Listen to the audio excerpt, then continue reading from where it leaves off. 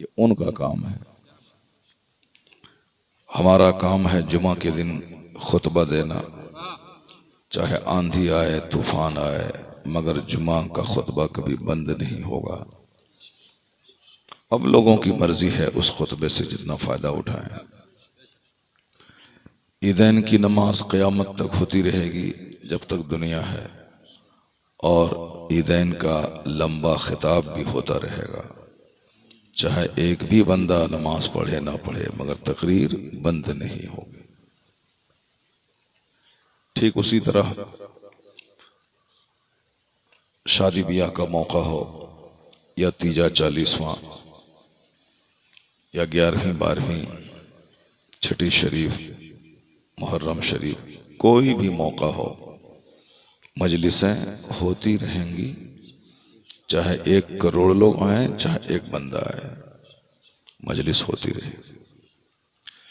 चूंकि हमारा सारा मकसद ये होता है कि मेरा खुदा राजी हो जाए,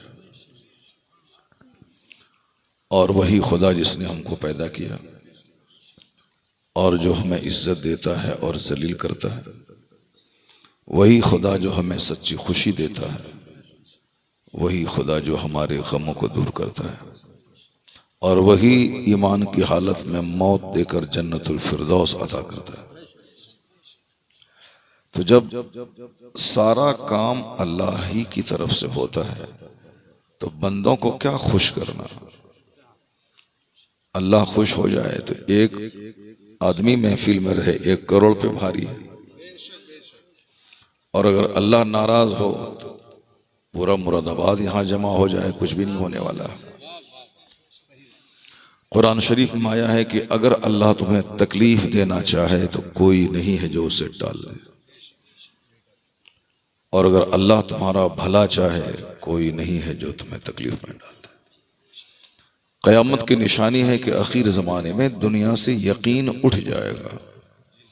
जो सबसे बड़ी मुसीबत होगी वो मुसीबत ये होगी कि यकीन दुनिया से उठ जाएगा।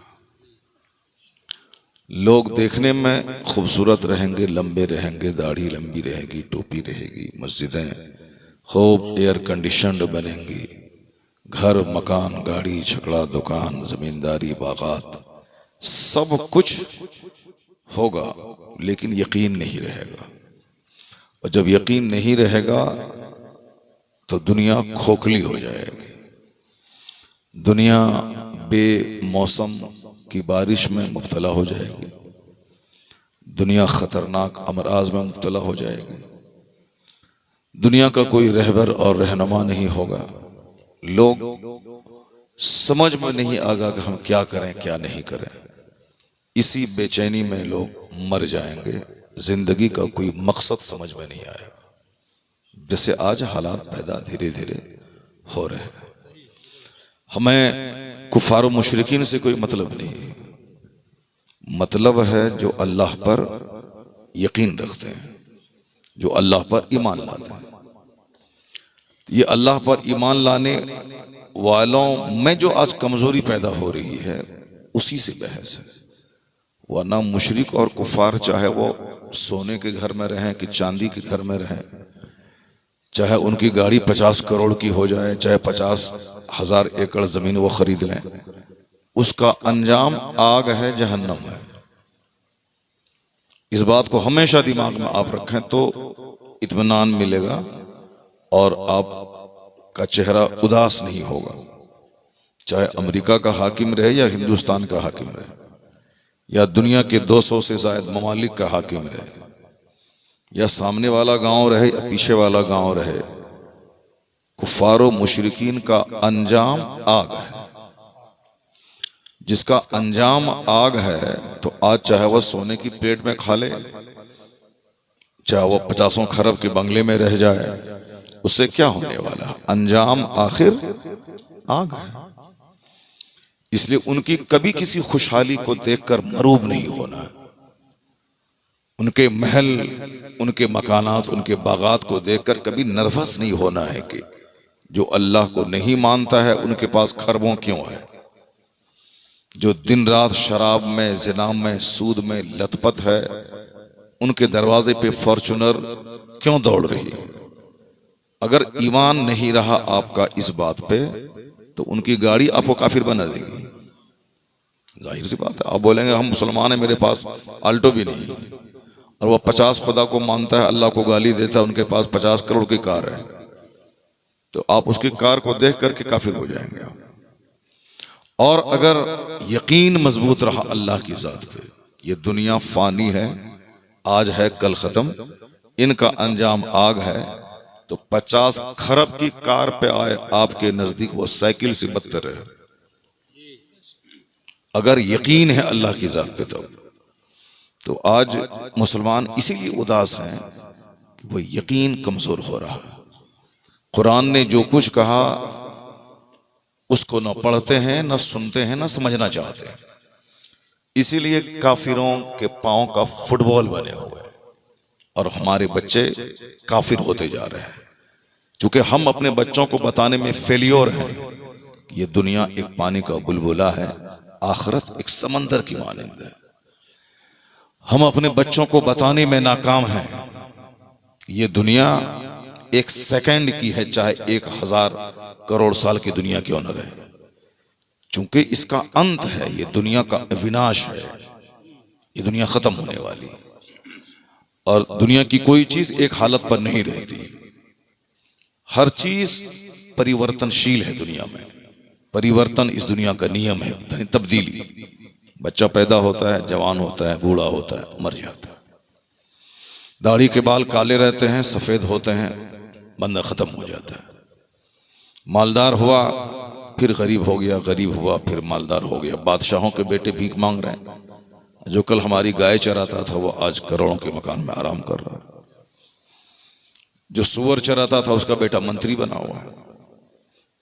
जो ग्वाला था, भैंस चराता था, वो मुख्यमंत्री बना हुआ है साहब। जो डोम था मुख्यमंत्री बना हुआ है।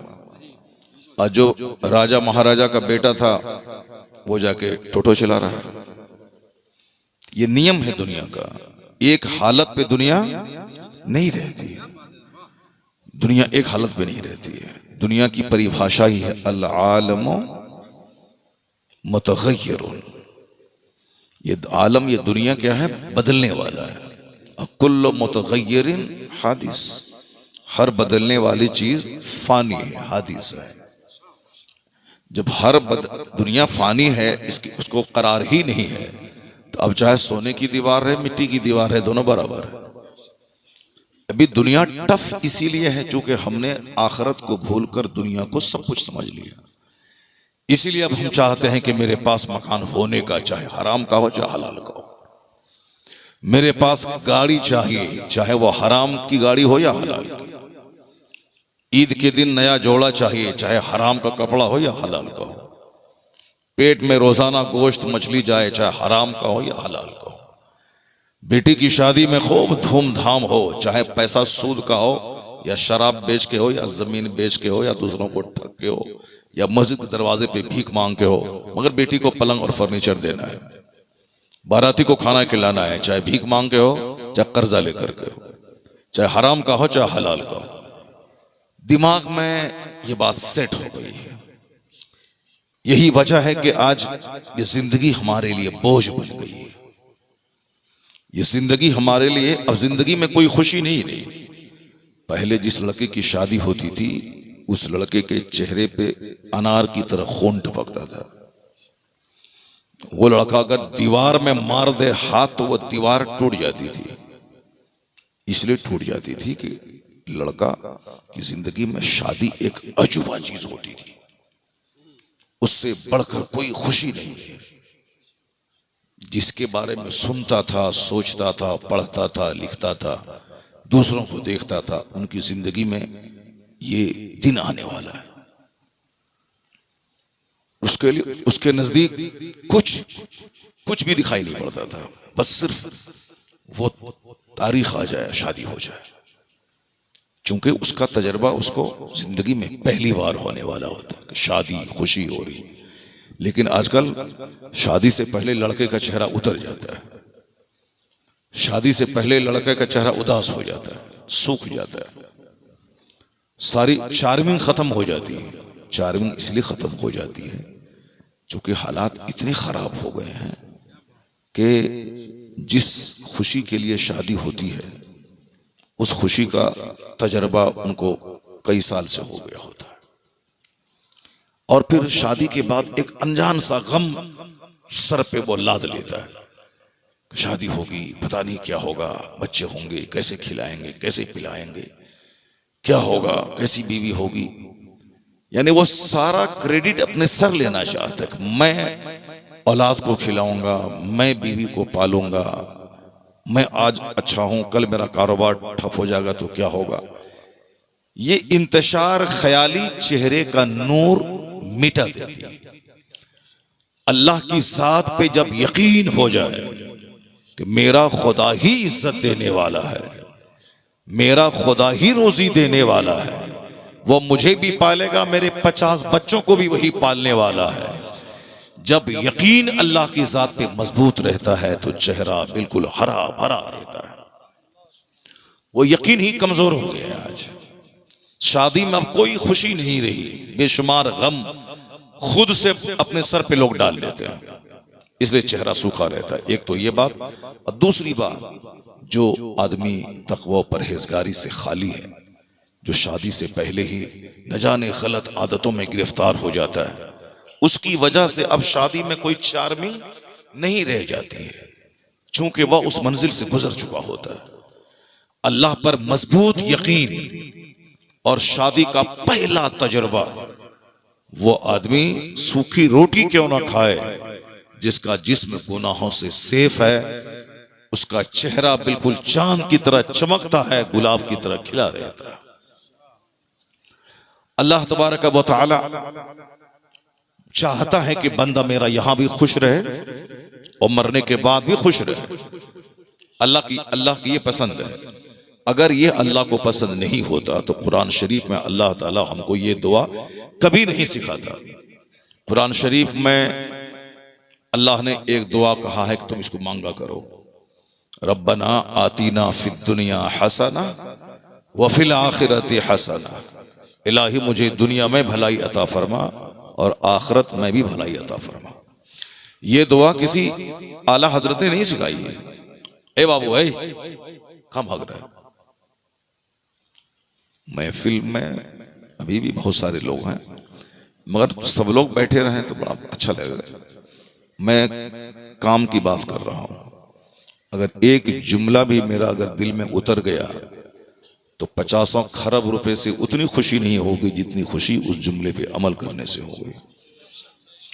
क्योंकि अभी लोग घटिया हो गए, लोगों के नजदीक सिर्फ पैसा सब कुछ हो गया, इसीलिए अल्लाह ताला पैसा दे के सुकून छीन लिया। इस बात को आप हमेशा नोट करके रखिएगा। अगर पैसे वालों को जिंदगी में खुशी होती तो आज दुनिया में सारे लोग खुश रहते, क्योंकि पहले के मुकाबले में अभी ज्यादा पैसे लोगों के पास है। पहले मौलवी साहब के पास 300 रुपये तनख्वाह होती थी और अभी मौलवी साहब के पास 30,000 रुपये माहाना तनख्वाह है। लेकिन कहते हैं वो अंधेरा ही भला था जब कदम राह पे थे। वो 300 रुपये आज के 30,000 पे भारी थे। वो हर आदमी अपनी पहली हालत को ही बेहतर समझता है, चाहे वो सऊदी अरब जाए, चाहे अमेरिका जाए, चाहे वो जितनी भी 100 ट्रक खरीद ले और वो साहब अरबपति बन जाए, मगर हर आदमी पहली हालत को समझता है कि वही हाल ठीक था। देहात में थे वही ठीक था, शहर आके फंस गए। हिंदुस्तान में थे वही ठीक था, अरब आके फंस गए। गरीब थे वही ठीक था, मालदार बनने के बाद फंस गए। मिन जुमला 99% आदमी वही सोचता है कि जब पहले जो हाल था वही ठीक था। बिजली नहीं थी वही ठीक था, बिजली हुई अब इसकी वजह से इतनी परेशानियां हैं कि साहब वक्ती तौर पर फैन से हवा तो मिल जाती है, लेकिन उस हवा से जो बीमारियां होती हैं, जिस हवा में पसीना सूख जाता है और आदमी का कोलेस्ट्रॉल बढ़ जाता है, तो फिर उसके बाद कहता है कि डॉक्टर बोलता है कि पसीना बहाओ वरना मर जाओगे, शुगर लेवल हाई हो जाएगा, बीपी हाई हो जाएगी और कोलेस्ट्रॉल बढ़ जाएगा। अब मर जाओगे, पसीना निकालो, चाहे वॉक करके हो, चाहे एक्सरसाइज करके हो, चाहे हल चला के हो, चाहे जिम जा करके हो, पसीना निकालो ताकि सारी बीमारी निकल जाए। अब बंदा बोलता है कि वही दिन ठीक था जब फैन नहीं था। तो इसका मतलब है कि बंदा अपने से चाहे जितना हाथ पांव मारे, उछले कूदे, नाचे गाए, मगर असल में सच्ची खुशी देने वाला अल्लाह तबारक व तआला।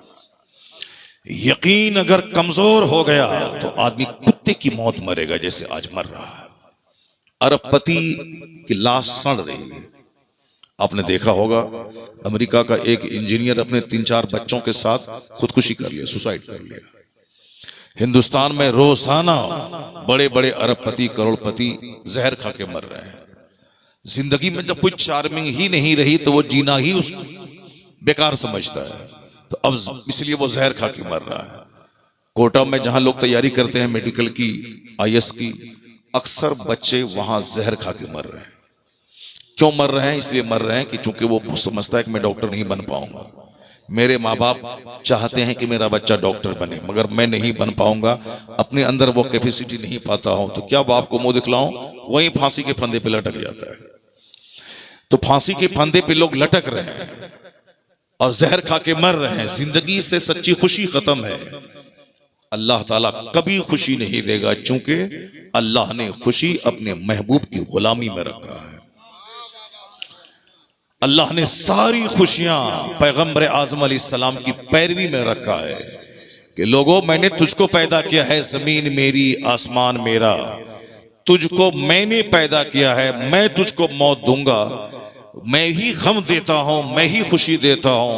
अगर खुशी चाहिए तो मैंने अपना एक महबूब तेरे दरमियान भेजा है, तुम उनकी नकल करो, उनकी गुलामी करो, जन्नत वहां दूंगा, सच्ची खुशी यहां दूंगा। वाह वाह वाह, नारे तकबीर, नारे रिसालत, मुफ्ती शहरियार साहिब क़िबला मसलके आला हजरत। खुशी तबीयत की पैरवी में नहीं है, खुशी सुन्नत की पैरवी में है।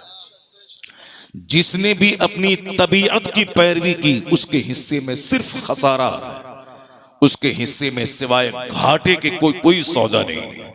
मुस्तफा की सुन्नत की जो पैरवी की, आप यकीन जाने जन्नत वहां मिलती है, शोहरत और मकबूलियत यहां मिलती है, अच्छी बीवी, अच्छी औलाद यहां मिलती है। गुर्बत में बादशाहों जैसी खुशी यहां अल्लाह देता है, क्योंकि सब कुछ देने वाला अल्लाह ही है। ये बुनियादी बात है। चाहे सारी दुनिया के लोग इस बात को झुठला दें, कुछ नहीं होने वाला है। बात सच्ची वही है जो अल्लाह ने कही है। अल्लाह रब्बुल इज्जत को दुनिया बनाने में कुछ नहीं लगता, कुन फयकून। अल्लाह कहता है बन जाओ तो दुनिया बन जाती है। आसमान खड़े हो जाओ तो आसमान खड़ा हो गया बगैर खंबे के। जमीन से कहा कि फैल जाओ, जमीन समंदर के ऊपर में फैल गई। अल्लाह फरमाता है कुरान शरीफ में, सुम्मस्तवा इला समाए वहिया दुखान क़ाल लहा वलिल अर्दि इतिया तौअन औ करहन क़ालता अतैना ताईन। अल्लाह फरमाता है कि अल्लाह रब्बुल इज्जत जब आसमान बनाना चाहा तो अल्लाह ने आसमान और जमीन से कहा कि हो जाओ, वजूद में आ जाओ, वजूद में आ जाओ। खुशी या ना खुशी, विलिंगली या अनविलिंगली, मर्जी से हो या मजबूरी से हो, वजूद में आ जाओ। सुम्मस्तवा इला समाए वहिया दुखान, वो आसमान जो धुआं था, वो आसमान जो एक गैस की सूरत में था। आज वैज्ञानिक कहते हैं कि हाइड्रोजन गैस था। आसमान बनने से पहले स्पेस में कुछ नहीं था, सिर्फ धुआं जैसा एक माहौल था। कुरान क्या कहता है? आसमान की तरफ अल्लाह मुतवज्जे हुआ, जो आसमान उस वक्त धुआं था, जो आसमान उस वक्त एक गैस की सूरत में था। तो वैज्ञानिक आज खूब जतन करके, मेहनत करके, रिसर्च करके, तहकीक करके, मेडिटेशन करके आज पता लगाया है कि आसमान बनने से पहले स्पेस में सिर्फ धुआं ही धुआं, गैस ही गैस थी। जरा कुरान शरीफ पढ़िए जो 1400 साल पहले नाजिल हुआ है। उस कुरान में फसाहत के साथ अल्लाह ने क्या कहा? अल्लाह आसमान बनाने की तरफ जब मुतवज्जे हुआ तो वह आसमान जो उस वक्त धुआं था, तो हजारों लाखों वैज्ञानिकों ने आज पसीना बहाकर कई कई साल दिमाग जलाकर तब उसने पता लगाया कि आसमान बनने से पहले स्पेस में धुआं था। कुरान शरीफ में अल्लाह रब्बुल इज्जत क्या फरमाता है, वो आसमान जो उस वक्त धुआं था, अल्लाह ने कहा कि वजूद में आ जाओ। तो जमीन आसमान दोनों ने कहा कालता अतैना ताईन, दोनों बोला हम वजूद में आ गए। अल्लाह, दोनों ने क्या कहा, हम वजूद में आ गए। जमीन बन गई, आसमान बन गया, विदाउट पिलर्स ये आसमान बन गया। किसने बनाया? अल्लाह ने। तो अल्लाह रब्बुल इज्जत को आसमान बनाने में बहुत टाइम नहीं लगा। बोला कि अल्लाह ने कहा कि हो जाओ, आसमान बन गया। अल्लाह ने कहा कि जमीन से कि वजूद में आ जाओ, जमीन वजूद में आ गई। तो अल्लाह रब्बुल इज्जत ही सारी कायनात का संचालक है, वही पूरी यूनिवर्स का क्रिएटर है, वही सारी कायनात का खालिक है। विश्वास करना होगा, वरना नेता की बात माने तो नेता तो यही डरा था। मेरी उम्र 54 साल आज हो रही, 4 साल माइनस कर दें, 50 साल से हम यही सुनते हुए आ रहे हैं कि इस्लाम खतरे में है, मुसलमान खतरे में है, होश में आ जाओ। जो खतरे में है वो नेता मर गया, सड़ गया, गल गया। और उस वक्त में भी इस्लाम जिंदा था और आज भी इस्लाम जिंदा है। सुभान अल्लाह। नेता तो डरा था, हमको वोट नहीं देगा तो तुम डर जाएगा। बदतमीज, तुम वोट लो और अपना पेट पालो और अपने बेटे के लिए घर मकान बनाओ। इस्लाम की चिंता मत करो। इस्लाम अल्लाह का पसंदीदा मजहब है। इस्लाम 1400 साल से मुस्कुरा रहा है और क़यामत तक मुस्कुराता रहेगा। बेशक, वाह वाह, सुभान अल्लाह, सुभान। तुम इस्लाम का नाम मत लो, तुम अपना खाओ पियो और पेट पालो और जाओ जहन्नम में। और अगर नेक काम करोगे, ईमान के साथ हो, तो जन्नत जाओगे तुम। कोई भी नेता रहे, चाहे वो कोई भी रहे, चाहे हैदराबाद का रहे कि मुरादाबाद का रहे कि बिहार का रहे कि बंगाल का रहे, अपना काम करो, पैसा कमाओ, खाओ पियो। ज्यादा बड़ी बड़ी बातें मत किया करो कि हम मुसलमानों के सबसे बड़े मसीहा हैं, हम सबसे बड़े मुसलमानों के साहब शुभ चिंतक हैं। फालतू बातें मत किया करो। हम तो 50 साल से सुन रहे हैं, सब डराता है इस्लाम खतरे में। मालूम है ना, वो नहीं सुनो, इस्लाम खतरे में है। ये तो नेता की बात हो गई। मौलाना साहब को भी हम कहते हैं कि चुपचाप तकरीर करो, टका लो, जाके खाओ, घर मकान बनाओ, और ज्यादा मत बोलो कि हमसे इस्लाम जिंदा है, हम खिदमत कर रहे हैं, हम सबसे बड़ा मसीहा हैं। चुपचाप तकरीर करो, पैसा लो, जाके घर बनाओ, ज्यादा बात मत करो। तुम नहीं थे दुनिया में, इस्लाम था, और तुम मर भी जाओगे तो भी इस्लाम रहेगा, तो भी इस्लाम रहेगा। ये मत बोल, शेख सादी कहते हैं कि मत बोल के हम बादशाह की खिदमत कर रहे हैं, एहसान मान उस बादशाह का जो तुझको खिदमत के लिए मुकर्रर किया है। ये मत बोल कि मैं इस्लाम की खिदमत कर रहा हूं। अल्लाह का एहसान मान के इस्लाम के लिए तुझको अल्लाह ने खिदमत करने का मौका दिया है। वरना मौलाना से भी हम सुनते हुए आ रहे, नहीं संभलोगे तो मिट जाओगे ए हिंदी मुसलमानों। ये कौन बोला था? ये डॉक्टर इकबाल बोले थे। और उसी शेर को 50 साल से हम सुन रहे हैं, मौलाना साहब लोग बोलते थे। ये खान साहब थे 1985 से सुन रहे हैं, नहीं संभलोगे तो मिट जाओगे ए हिंदी मुसलमानों, तुम्हारी दास्तां तक न होगी दास्तानों में।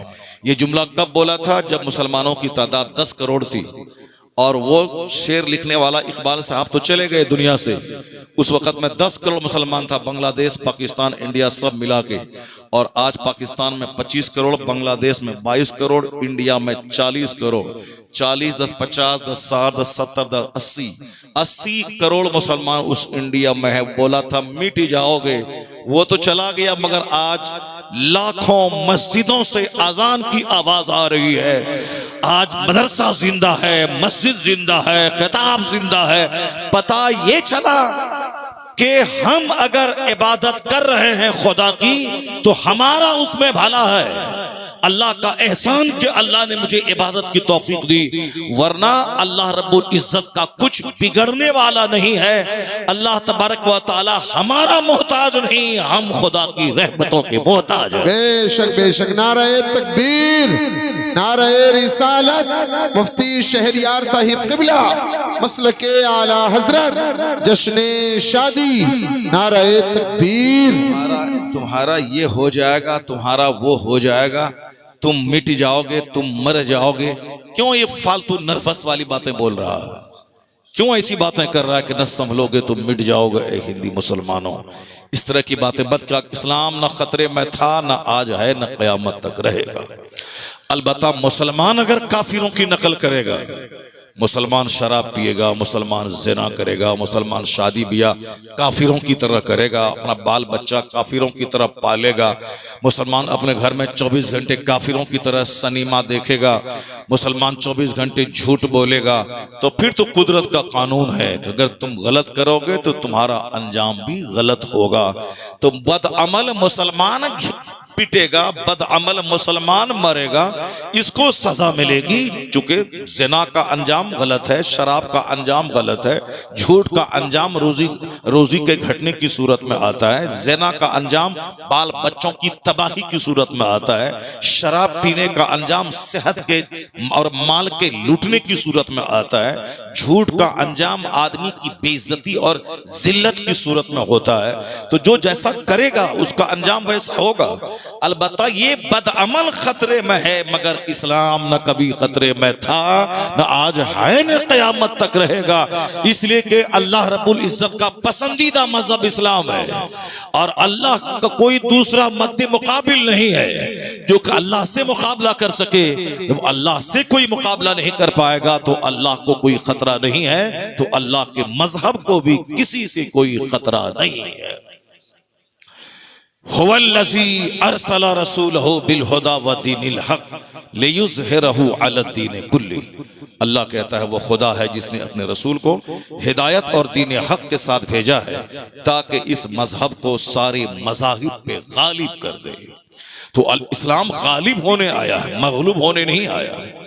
इस्लाम मुकम्मल होके रहेगा। युरीदूना लियुत्फिउ नूरल्लाहि बिअफ़वाहिहिम वल्लाहु मुतिम्मु नूरिही। अल्लाह कहता है ये मुशरिक अपने मुंह से इस्लाम का चिराग बुझाना चाहते हैं और अल्लाह उस नूर को पूरा करना चाहता है। तो जो अल्लाह चाहेगा वो होगा। और जिस बंदे के पेट में 2 केजी पाखाना है, इसके चाहने से कुछ नहीं होता है, वही होता है जो मंजूर खुदा होता है। जो अल्लाह चाहेगा वही होगा। तो अल्लाह का पसंदीदा दीन है इस्लाम। इस्लाम को कोई खतरा कभी नहीं था, न आज है, न क़यामत तक रहेगा। जिसने भी बोला इस्लाम मिटा देंगे, अल्लाह ने उसको मिटा दिया, उसके बाल बच्चों के जरिए कलमा पढ़वा के इस्लाम की खिदमत उससे लिया। इन्नल्लाह ला युअय्यिदु हाज़द्दीन बिर्रजुलिल फाजिर। बुखारी शरीफ की हदीस में आया है कि अल्लाह ताला इस्लाम की मदद उससे ले लेगा जो फासिक और फाजिर होगा, उससे दीन का काम ले लेगा। और उसी बुखारी में एक दूसरी हदीस है कि अल्लाह ताला इस्लाम की ताईद, इस्लाम की मदद उन लोगों से लेगा जिसका इस्लाम में कोई हिस्सा नहीं है। यानी जिसका इस्लाम में कोई हिस्सा नहीं है, उनके जरिए अल्लाह ताला इस्लाम का काम ले लेगा। जैसे आज यूरोप और अमेरिका के वैज्ञानिक जो कलमा नहीं पढ़े, उसका इस्लाम में कोई हिस्सा नहीं है, लेकिन उन लोगों ने जो तहकीक की है, जो रिसर्च किया है, उस रिसर्च को देख देख कर हजारों काफिरों ने जो कलमा पढ़ा, इसी को कहा जा सकता है कि तहकीक उस काफिर ने किया। उस तहकीक के जरिए हजारों मुशरिकीन कलमा पढ़ के मोमिन हुए, तो अल्लाह ताला उन मुशरिकीन की तहकीक के जरिए मजहब इस्लाम का काम ले लिया। वाह वाह वाह, सुभान अल्लाह, सुभान। जिस तरह अभी मैंने आपसे कहा कि रिसर्चर ने कहा है कि आसमान बनने से पहले गैस थी, हाइड्रोजन और हेलियम गैस, वो गैस थी आसमान बनने से पहले। तो गैस कहते हैं धुआं को। तो इन लोगों ने आज उस बात को इकरार किया। कुरान शरीफ जब वो वैज्ञानिक पढ़ता है कि उसी गैस, उसी धुआं की बात कुरान शरीफ में मौजूद है। जिस जमाने में कोई कॉलेज नहीं था, यूनिवर्सिटी नहीं थी, कोई स्कूल नहीं था, उस जमाने में जब गैस और धुआं की बात कुरान में मौजूद है, इस बात की दलील है कि कुरान हक है, कुरान सच है, कुरान पाक अल्लाह की किताब है। और जब बंदा इस पॉइंट पे पहुंचता है तो उसके ज़मीर की आवाज होती है, जब हक सामने जाहिर हो गया है तो हक को मान लेना चाहिए। तो बस वो कलमा पढ़ता है और मुशर्रफ इस्लाम हो जाता है। इस तरह की बेशुमार तहकीकात हैं जो अक्सर बेशतर हम अपनी तकरीरों में कहा करते हैं। वो अलग अलग रिसर्च को बयान करके कि किस तरह फ्रांस के कोस्टो ने कलमा पढ़ा, किस तरह एनाटॉमी डिपार्टमेंट के हेड थाईलैंड की राजधानी के मेगाटेक तेजासन ने किस आयत करीमा को सुनने के बाद वो कलमा पढ़ा, किस तरह इस्लाम के बड़े बड़े दानिश्वरों ने कलमा पढ़ा। अक्सर बेशतर मैं अपनी गुफ्तगू में इस तरह की बातें क्या करता हूँ।